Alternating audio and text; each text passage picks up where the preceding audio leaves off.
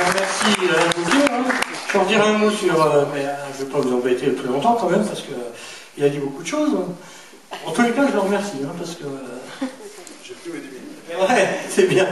Si, je vous propose qu'on écoute Marjolaine Rose, à qui je vais, avec le plus grand des plaisirs, passer la parole. Et puis voilà, aussi pour quelques minutes. Merci Hervé. Alors, bonjour à toutes et à tous. C'est vrai que cet après-midi, on se retrouve pour rendre un hommage à Jean Ferrat.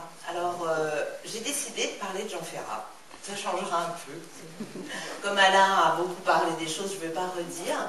Parce que je crois que Jean Ferrat occupe une place exceptionnelle dans le cœur des Français, mais dans le mien aussi. Parce que j'ai eu la chance d'avoir une enfance et une adolescence bercées par ses chansons. Et je crois que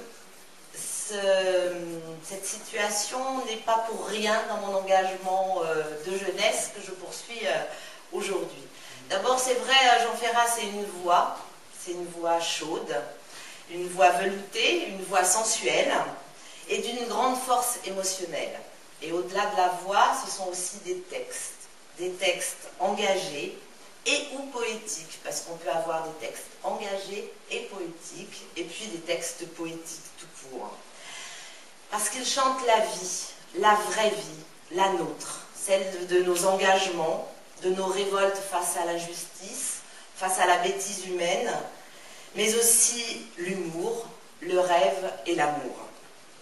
Et cet artiste extraordinaire ressentira les bougées, les évolutions de la société bien avant tout le monde.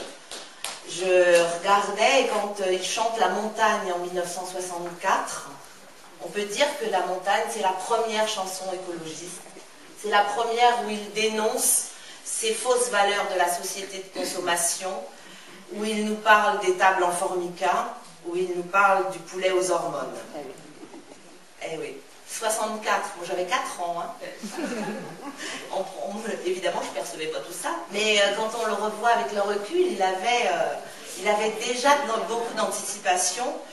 Il en avait aussi pour le féminisme, quand il chante La femme est l'avenir de l'homme. C'est pas simplement parce qu'on serait plus forte, c'est simplement parce qu'il faut que nous continuions à nous battre pour l'égalité des droits, l'égalité des salaires, l'égalité tout court, la parité partout. Nous sommes quand même, nous les femmes, la moitié de l'humanité. Et des chansons engagées, et comment ne pas voir que ces textes sont aujourd'hui de brûlante actualité.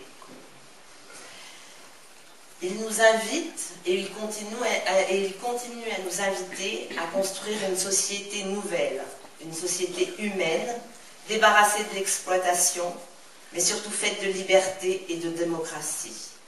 Je suis d'accord avec lui. Nous ne sommes pas contraints de vivre dans la jungle capitaliste ou dans le zoo qu'ont été les pays socialistes. Rappelez-vous, en 91, il chante cette chanson, il en a chanté d'autres, où il a à la fois continué et respecté ses engagements qu'il a eus de toujours, et en même temps aussi de grandes libertés. Vous avez tous en tête la chanson Camarade, chanson qui me donne toujours le frisson, parce que c'est un joli mot, c'est un joli nom, mais il a été un peu piétiné par notre histoire, et je crois qu'on en garde tous quelques blessures. Il parle du bilan aussi, mais n'avait-il pas raison quand nous disions bilan globalement positif, et lui percevait déjà des choses pas belles et pas conformes à ce que nous voulons. Et puis il a chanté la révolte à travers la révolte des Français, de France, mais aussi à travers le monde. Je pense à la Commune. En 2011, nous allons fêter les 140 ans de la Commune.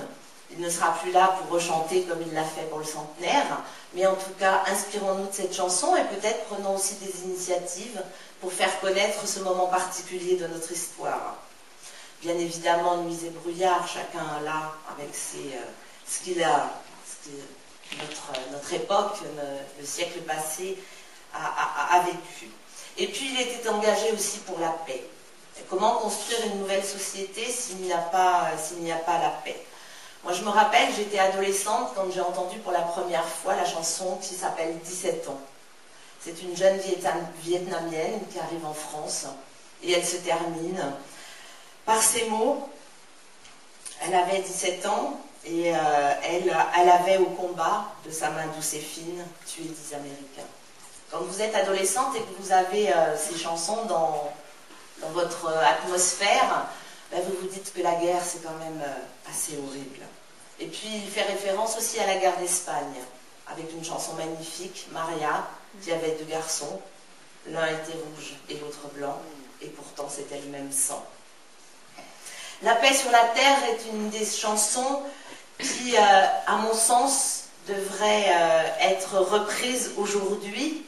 Nous ne voulons plus de guerre, nous ne voulons plus de sang, halte aux armes nucléaires, halte à la course au néant, devant tous les peuples frères qui s'en porteraient garant, déclarons la paix sur la terre, unilatéralement.